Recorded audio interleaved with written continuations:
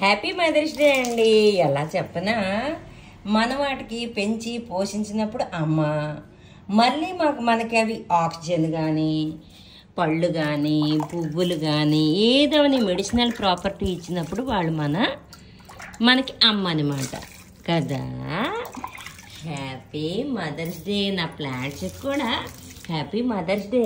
ఎందుకంటే చెప్పాను కదా, మనం వాటికి సేవ చేసినప్పుడు మనం వాళ్ళకి అమ్మలాగా సేవ చేస్తాం. మన కాళ్ళ అమ్మ ఎప్పుడు అవుతారు? పళ్ళు పువ్వులు మరియు ఆక్సిజన్ ఇచ్చినప్పుడు అవుతారు. చూసారా?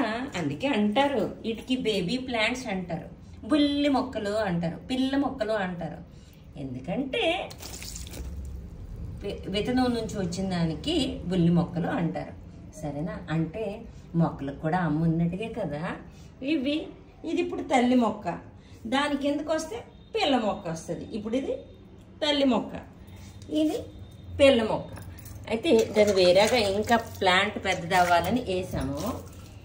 అందుకే నా ప్లాంట్స్కి కూడా ఈరోజు హ్యాపీ మదర్స్ డే. చూడండి, రణపాలాకు అక్కడ తల్లి, చెట్లు లెగుస్తున్నాయి కదా, అవి పిల్ల మొక్కలు. Happy mother's day. నా ప్లాంట్స్కి కూడా హ్యాపీ మదర్స్ డే. మనం మన పిల్లల్ని చూసుకుంటాము, మన అమ్మని చూసుకుంటాము, అంతే కదా. నా దృష్టిలో మాత్రం అంతేనండి. చూసారా? సేవ చేస్తాము, మట్టేస్తాము, ఫుడ్ ఇస్తాము, ఇవన్నీ ఇచ్చినప్పుడు తల్లిలాగే సేవ చేస్తాము కదా.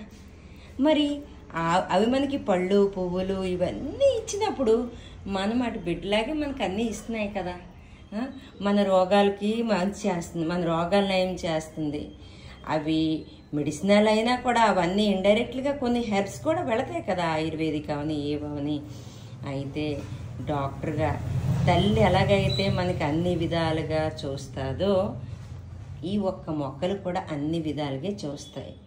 అందుకే ఒక చెట్టు కానీ మీరు కట్ చేసేస్తే అంట ఏంటి 100 మంది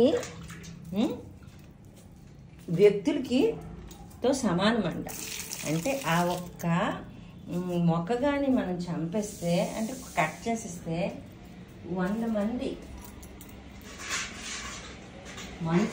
మనుషుల బలం అనమాట. ఒక పెద్ద చెట్టు కానీ మనం కట్ చేసేస్తే.